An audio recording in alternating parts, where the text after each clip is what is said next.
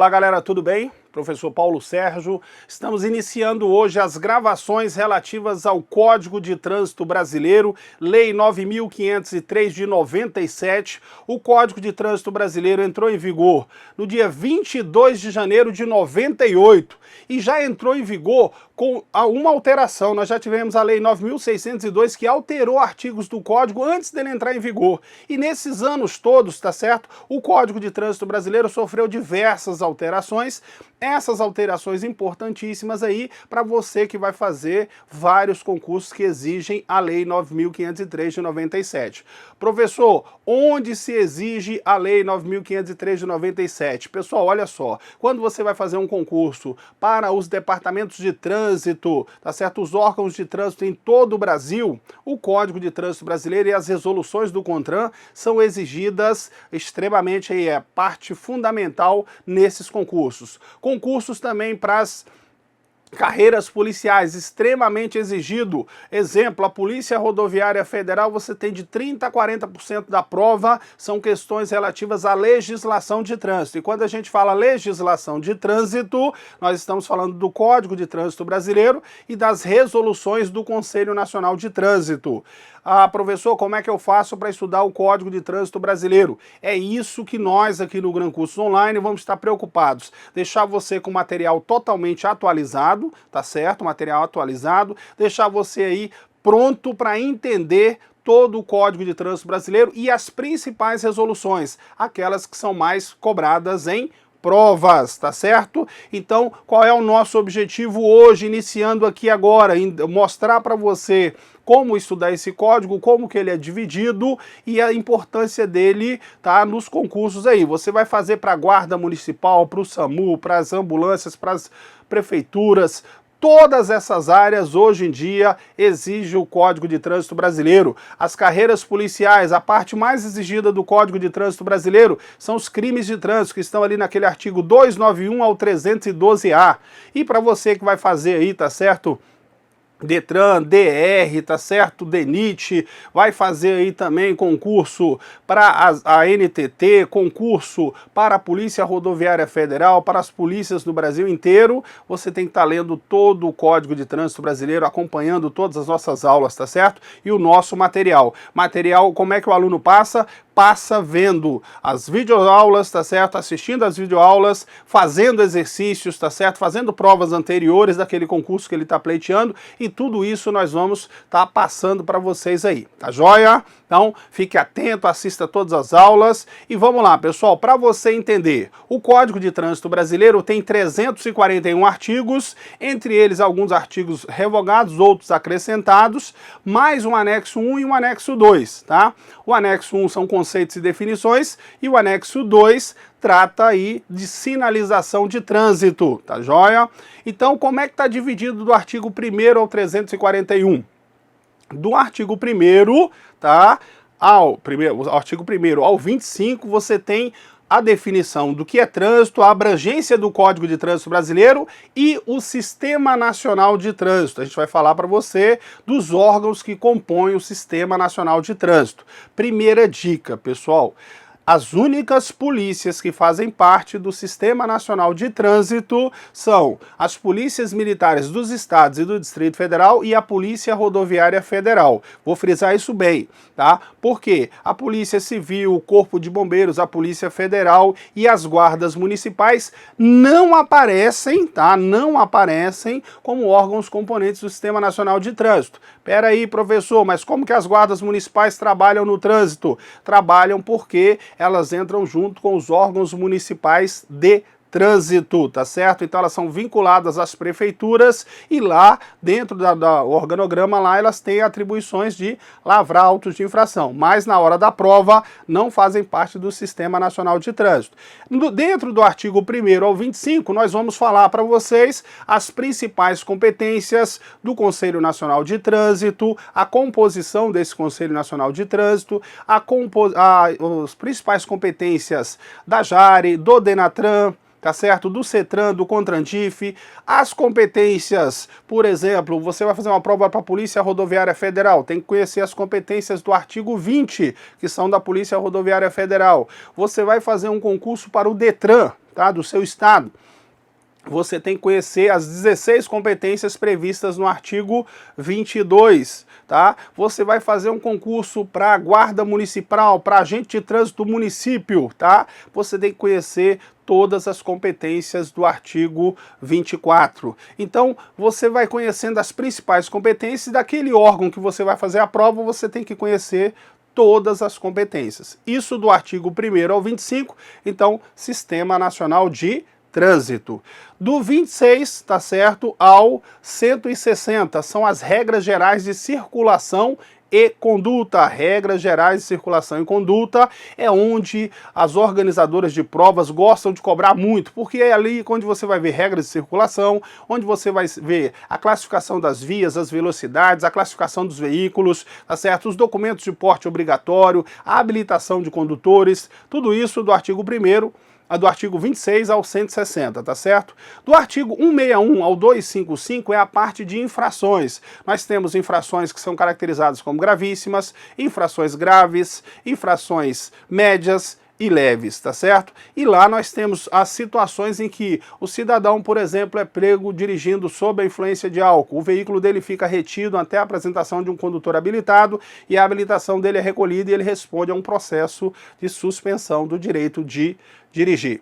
Então, nós temos várias infrações, algumas muito cobradas, e os alunos sempre me perguntam assim: professor, tem alguma fórmula para eu saber se elas são gravíssimas, graves, médias ou leves? Não, não existe fórmula, mas a gente vai estar sempre passando para vocês as mais cobradas em prova. E é claro, tem algumas dicas. Por exemplo, tudo que causa risco à vida, se você observar, o condutor inabilitado, o condutor embriagado, o condutor com a CNH vencida, o condutor avançando o sinal vermelho, não respeitando o pedestre na faixa, todas essas são infrações de natureza gravíssima, tá? E a maioria das infrações do Código de Trânsito Brasileiro são gravíssimas. Então você não tem como memorizar, mas tem como saber quais são as mais cobradas. Um exemplo claro disso está no artigo 252, que vai falar daquela pessoa que dirige com apenas uma das mãos, é uma infração média, aquela pessoa que dirige segurando ou manuseando o telefone celular, essa é uma infração gravíssima, com alteração recente no Código de Trânsito Brasileiro,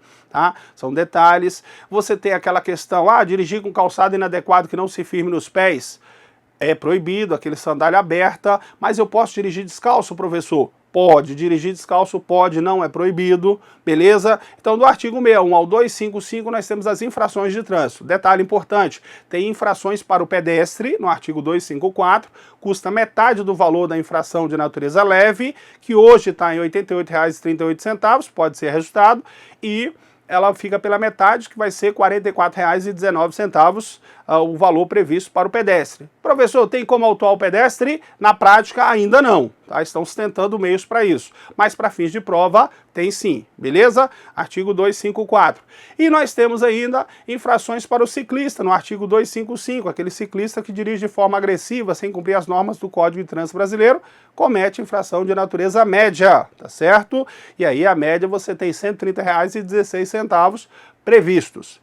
Do artigo 161 ao 255, a parte de infrações. É uma parte que você vai ver conosco durante todas as aulas. Eu vou estar sempre falando de infrações aí, da gravidade dessas infrações para você ir memorizando. Do artigo 256 ao 290, nós temos as penalidades e as medidas administrativas, as penalidades e as medidas administrativas. Importante lembrar, quem aplica a penalidade? A autoridade de trânsito. Quem é a autoridade de trânsito? É o diretor do Detran, o diretor do DR, o diretor do DENIT, o diretor da PRF, são aquelas pessoas que a gente diz que são os dirigentes dos órgãos e entidades executivos de trânsito. Então eles são autoridades de trânsito. Aí nós somos o quê? Agentes da autoridade de trânsito. Então nós não aplicamos penalidades. Por exemplo, eu não vou falar que o agente de trânsito multa alguém. Ele não multa ninguém. O agente de trânsito autua e notifica. A penalidade de multa é aplicada pela autoridade de trânsito depois de dar ao cidadão o direito à defesa prévia. Então, no artigo 256, nós temos todas as penalidades. Multa, a advertência por escrito, suspensão do direito de dirigir, cassação da CNH ou da permissão e frequência obrigatória em cursos de reciclagem. E lá na frente, no artigo 269, nós temos as medidas administrativas. E aí vem a primeira dica para vocês. Nenhuma penalidade começa com R, mas todas as medidas administrativas que são aplicadas pela autoridade de trânsito ou por seus agentes, que somos nós, os agentes de trânsito, tá certo? Nesse caso, as penalidades não começam com R, mas as medidas administrativas, todas elas começam com R. Retenção, remoção, recolhimento de documentos, realização de teste de alcoolemia, menos uma. Transbordo do excesso de carga. Então, quando você vê lá com R, retenção, remoção, recolhimento de documentos, isso são medidas administrativas que podem sim ser aplicadas pelo agente da autoridade de trânsito. Do artigo 256 ao 290, penalidades e medidas administrativas, importante, tá? Do 291 ao 312A, nós temos a parte voltada para os crimes de trânsito, e aí os concursos, por exemplo, de polícia, tá certo? É a parte mais exigida, porque aí vai estabelecer que se o cidadão praticou um crime na direção de veículo automotor, ele pode sim ser penalizado, tá certo? Pode ser penalizado pelo Código de Trânsito Brasileiro. E quando o Código não trabalhar isso, ele vai para o Código Penal, para o Código de Processo Penal. São vários artigos, mas são muito importantes e muito cobrados em prova. Por exemplo, o Código de Trânsito Brasileiro não trabalha a figura do homicídio doloso, só trabalha a figura do homicídio culposo. Professor, mas se ele estiver embriagado e matou alguém no trânsito, a pena que era para ser de homicídio culposo na direção de veículo automotor, no artigo 302, que seria de detenção de 2 a 4 anos, ela passa por ele estar embriagado e matado alguém, ter acertado e matou alguém no trânsito, nesse caso, tá? Aí ela passa a ser de reclusão de 5 a 8 anos, ou seja, continua no homicídio culposo, mas ela passa a ser reclusão de 5 a 8 anos. Tudo isso no artigo 302, nós temos alterações também no 303 e no 308 que fala do racha. São situações em que pode haver a pena de reclusão em caso de morte ou lesão corporal de natureza grave ou gravíssima, tá joia? Então, importante, são alterações recentes do Código. Outra coisa importante, você vai ver que o diretor do Detran pode suspender o direito de dirigir de alguém e o juiz pode suspender o direito de dirigir de alguém e pode proibir alguém de tirar carteira. O juiz é o único que pode proibir alguém de tirar carteira se essa pessoa praticou um crime de trânsito, tá certo? E aí você vai ter a suspensão imposta pelo juiz, ela vai de 2 meses a 5 anos. A suspensão imposta pelo diretor do Detran por infrações, ela vai aí até 1 ano e se ele for reincidente, no máximo 2 anos. São diferentes, são por infrações de trânsito e outra por crimes aplicadas pela autoridade de trânsito ou aplicadas pela autoridade judiciária, no caso o juiz. Do artigo 291 ao 312A, crimes de trânsito. Do 313 ao 341, que fecha aí, são as disposições finais. Você tem que estar atento a alguns artigos, por exemplo, a Semana Nacional de Trânsito, de 18 a 25 de setembro, está previsto no artigo 326. Você tem também os valores a serem gastos com as multas arrecadadas aí, estão previstas no artigo 320. Você não pode gastar a não ser com, se o dinheiro arrecadado lá pelos órgãos de trânsito só pode ser gasto com engenharia, sinalização, policiamento, fiscalização e educação para o trânsito. Está lá no artigo 320, não pode ser gasto em qualquer coisa. Nós temos ainda, tá certo, outras situações, por exemplo, hoje o veículo quando vai para o depósito, o veículo ou animal recolhido que vai ficar para o depósito, após 60 dias ele vai à asta pública. O que é asta pública, professor? Leilão, tá certo? Para cobrir os gastos. Então, após 60 dias, ele vai a leilão, isso está previsto no artigo 328. Bom, se você observar, do 313 ao 341 são disposições finais, alguns artigos muito importantes aí para você saber na prova. Já nós temos também o anexo 1, que trata de conceitos e definições, e aí a gente vai falar de vários conceitos importantes, tá? Muito cobrados em prova. Você tem que saber quem é a autoridade de trânsito, quem é o agente da autoridade de trânsito, o que é o etilômetro, o que é noite para o Código de Trânsito Brasileiro, o que é caminhonete, caminhoneta, tá certo? Motoneta, motocicleta, tudo isso a gente vai falar no decorrer das aulas. São conceitos previstos no anexo 1. E tem o anexo 2, que trabalha a sinalização de trânsito. Essa sinalização de trânsito está estabelecida também em resoluções, como é o caso da Resolução 160 de 2004, que estabelece o anexo 2 do Código de Trânsito Brasileiro. A gente vai falar da sinalização vertical, horizontal, dispositivos de sinalização auxiliar, sinais sonoros, luminosos, gesto do agente, da autoridade de trânsito, gestos do condutor, tudo isso previsto no anexo 2. Tranquilo, pessoal? Então o código vai do artigo 1º ao 341, mais o anexo 1 e o anexo 2, e dentre todo esse material nós temos várias resoluções do CONTRAN, que são muito exigidas em prova, as principais, as mais cobradas, a gente vai estar trabalhando com você no decorrer do bate-papo. E quando sair o edital, a gente vai e grava especificamente aquelas resoluções que serão cobradas naquele edital, ok? Beleza? Então vamos lá para o texto, vamos entender tudo isso que eu falei bastante para vocês aí, para você conhecer um pouquinho do Código de Trânsito Brasileiro e a gente entrar efetivamente na matéria, tá joia? Vamos lá no texto. Olha só, Código de Trânsito Brasileiro é chamado de CTB e as principais resoluções do Conselho Nacional de Trânsito, tá? A lei, quando sai lá no edital, sai Lei 9.503, de 23 de setembro de 97, tem diversas alterações, é o Código de Trânsito Brasileiro, tá? E ele, se perguntar para você, oficialmente ele entrou em vigor no dia 22 de janeiro de 1998, tá certo? Em vigor no dia 22 de janeiro de 98, com várias situações. E aí a gente tem as chamadas disposições preliminares. O que nós temos aí de importante no Código de Trânsito Brasileiro? Você vai ver que a gente vai iniciar falando aí do artigo 1º ao 25, que a gente diz aí, como eu falei para vocês, é o SNT, é o Sistema Nacional de Trânsito. Depois nós vamos passar para o artigo 26 ao 160. Aí a gente vai falar das normas gerais de circulação, tá? Normas gerais de circulação e conduta. Circulação e conduta, tá? Circulação e conduta. Professor, o que mais nós vamos falar? Bom, aí na sequência, lembra que a gente já comentou aí com vocês, vamos falar do artigo 161 ao 255. Do 161 ao 255 é a parte de infrações de trânsito, tá? A gente vai falar sobre as infrações. Do 256 ao 290, o artigo 256 ao 290, a gente fala sobre penalidades e medidas administrativas, penalidades e medidas administrativas, que eu falei para vocês que as medidas administrativas começam com R menos uma, que é transbordo do excesso de carga, mas as outras, retenção, remoção, recolhimento de documentos, todas lá começando com R.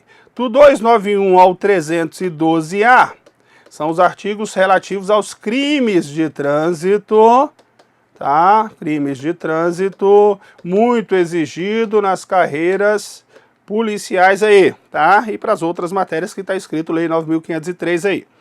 Você tem ainda do artigo 313 ao 341, que a gente diz que são as disposições finais do Código de Trânsito Brasileiro, que eu comentei com vocês aí. E você tem o anexo 1, esse anexo 1 trata de conceitos e definições do Código de Trânsito Brasileiro, e você tem aí o anexo 2, esse anexo 2 atualmente é a resolução 160, ele trata de sinalização de trânsito. Veja que nós teremos aí diversos assuntos para serem tratados, né, pessoal? Tá? Do artigo 61 ao 255, 256 ao 290, 291 ao 312, a 313 ao 341 e os anexos 1 e 2 aí que são importantes na prova. Vamos começar esse bate-papo aí, olha só. Primeira definição do código lá, o código aplicado a todo o trânsito nas vias terrestres abertas à circulação. Ele diz aqui o que é trânsito. Trânsito é a utilização das vias por pessoas, veículos e animais, isolados ou em grupos, conduzidos ou não para fins de circulação, parada, estacionamento e operação de carga ou descarga. Aqui eu destaco para você que nós temos dois termos importantes, tá certo? Parada e estacionamento. E aí eu vou dizer para vocês que existe um conceito importante no artigo 47, mas no anexo 1, que diferencia a questão da parada e do estacionamento. Trazendo para cá para você entender. Olha só, pessoal, parada é o tempo estritamente necessário para embarque e desembarque de passageiros. Isso é muito cobrado em prova. Parada é o tempo estritamente necessário para embarque e desembarque de passageiros, tá certo? Isso é importantíssimo. E estacionamento é o tempo superior ao embarque e desembarque de passageiros, incluindo a operação de carga ou descarga. Então, para fins de fiscalização, operação de carga ou descarga é considerado estacionamento, beleza? Professor, como é que isso na prática, lá na prova, eu posso ter uma questão? Vamos para o texto para você entender. Olha só, como é que a gente pode pensar isso? Olha só, em todas as cidades do Brasil você tem aí padaria, todo mundo gosta de ir na padaria, né, pessoal? Todo mundo gosta de ir na padaria comprar pão e geralmente ali por volta de 16 horas. E aí os veículos estão estacionados regularmente na vaga A, B, C e D. O que acontece? Aí vem o cidadão que quer comprar o pão rapidamente, ele imobiliza o veículo dele aqui, sai correndo, gasta 2 minutos e comprou o pão. Aí eu pergunto para você, ele está parado ou ele está estacionado? Lembrando que parada é só para embarque e desembarque de passageiros, tá? Embarque ou desembarque de passageiros. Então não inclui operação de carga ou descarga e não inclui qualquer outra coisa. Então nesse caso aqui, pessoal, ele está estacionado, impedindo a movimentação de outro veículo, e essa infração está no artigo 181, é uma infração de natureza média, 4 pontos na carteira do cidadão, tá? 4 pontos, e ele vai pagar um valor previsto para hoje, tá certo? Previsto de, como ela é média, R$ 130,16, tá joia? E aí você tem também, tá? Você tem também outra situação. O cidadão vem aqui, fica dentro do veículo até manter o motor ligado, manda o filho dele lá comprar, o filho dele gasta 1 minuto, compra o pão e volta. Ele está parado ou estacionado, as pessoas ficam na dúvida porque aqui ele estava dentro do veículo até com o motor ligado. Pessoal, parada é só para embarque e desembarque de passageiros. Se não está embarcando nem desembarcando, ele está estacionado, e aí também impedindo a movimentação de outro veículo. Agora, imagine o seguinte, numa via, vamos colocar aqui uma situação de um ônibus, tá? Esse ônibus, pessoal, esse ônibus está fazendo o desembarque aí de mais de 100 pessoas, tá? 100 idosos, tá? 100 idosos, maiores de 90 anos, portadores de deficiência. Poxa, vai demorar, não é isso? Nesse caso, ele gastou 2 horas para desembarcar todos os 100 idosos. 2 horas. Aí eu pergunto para você, ele está parado ou ele está estacionado? Ele está parado. Por que ele está parado, pessoal? Porque ele está desembarcando, tá? Quando estiver embarcando ou desembarcando pessoas, é parada. O que eu quero que você entenda aqui, que não é o tempo, tá? O que interessa para nós é a conduta. Parada é para embarque e desembarque de passageiros, tá? Lembre-se disso. Trazendo para cá só para dar uma dica para vocês. Só existem 2 infrações de natureza gravíssima de estacionamento irregular previstas no artigo 181, que é onde estão todas as infrações de estacionamento irregular. Estacionar na vaga do idoso ou do deficiente é uma infração de natureza gravíssima, tá certo? E da remoção do veículo, e estacionar na pista de rolamento das rodovias, das vias de trânsito rápido, daquelas vias dotadas de acostamento. Se a pessoa estiver na pista de rolamento, estacionada ali, é infração de natureza gravíssima com remoção do veículo. Ainda sobre estacionamento, então essas 2 são gravíssimas, as outras são leves, médias ou graves. Ainda sobre estacionamento, todas as infrações de estacionamento no artigo 181 estão previstos a remoção do veículo, menos uma. Estacionar na contramão de direção, esqueceram de colocar o termo remoção do veículo. Então, não cabe remoção porque não está escrito na lei no artigo 181. Beleza? Fique atento a esse detalhe aí. Vamos voltar para o texto. Olha só. Aí nós temos, pessoal, uma imagem aí do dia a dia aí, né? Você sabe que se você vai fazer provas de trânsito, normalmente aí nos concursos, quando se exige o tema trânsito, exige-se sobre mobilidade urbana. E aí nós temos uma dificuldade muito grande porque você está observando vários veículos, pessoas com veículos aí e poucos ônibus até, porque o ideal seria você ter um transporte público de qualidade, tá certo? Para que você não tivesse que tirar o seu veículo da via, tá? Então, quando você for trabalhar a questão de trânsito, trabalhe sempre voltado para a fluidez, tá? E a segurança. E o principal é o que? Mobilidade urbana, transporte público de qualidade, para não ficar passando por engarrafamentos aí. Tá joia? Vamos lá, pessoal. Importantíssimo ainda dentro dos conceitos, no artigo 1º ao 4º, aí olha só o que nós temos aqui, ele diz: o trânsito em condições seguras é um direito de todos e dever dos órgãos e entidades componentes do Sistema Nacional de Trânsito, a estes cabendo, no âmbito das respectivas competências, adotar as medidas a assegurar esse direito. Então, cuidado na prova. Como é que isso é cobrado? Ele gosta de colocar que o trânsito em condições seguras é um dever de todos e direito dos órgãos. Então tá errado. É um direito de todos e dever dos órgãos e entidades que compõem o Sistema Nacional de Trânsito, beleza? Cuidado com isso. Vamos falar quais órgãos são esses. Os órgãos e entidades componentes do Sistema Nacional de Trânsito respondem, no âmbito das respectivas competências, objetivamente por danos causados aos cidadãos em virtude de ação, omissão ou erro na execução e manutenção de programas, projetos e serviços que garantam o exercício do direito do trânsito seguro. Trazendo para cá, pessoal, as pessoas às vezes não conhecem a legislação, tá? E para fins de prova você tem que tomar cuidado com isso. Os órgãos do Sistema Nacional de Trânsito respondem objetivamente por danos causados, tá certo? Nas vias, ou seja, em decorrência de buracos na via, falta de sinalização. Então o órgão de trânsito responde objetivamente. É muito comum ele colocar nas provas lá, os organizadores aí, que eles respondem, tá? As bancas colocam que respondem subjetivamente. Cuidado com isso. Respondem objetivamente. Isso é até importante para a nossa vida pessoal, né? Se a pessoa teve ali toda a suspensão estourada por buracos na via, o que ele pode fazer? Ele pode entrar com uma ação contra o órgão de trânsito, seja o DETRAN, seja o DR, seja o DENIT, seja o responsável por aquela via, ele pode entrar com uma ação contra ela, alegando o previsto no artigo 1º do Código de Trânsito Brasileiro, que os órgãos respondem objetivamente. Fique atento a esse detalhe, tá? Na prova, isso é muito cobrado lá e você não pode errar. Questão simples, fácil para você acertar aí. Tudo bem? Vamos continuar com o texto. Olha só.